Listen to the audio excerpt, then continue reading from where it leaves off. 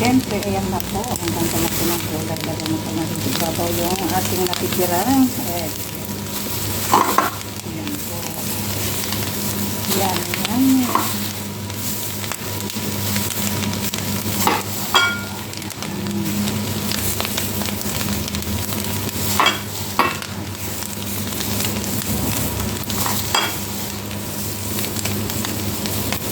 Ayan na po, finish. Ayan na po ang requested done.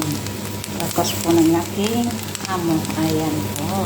Thanks for watching. God bless.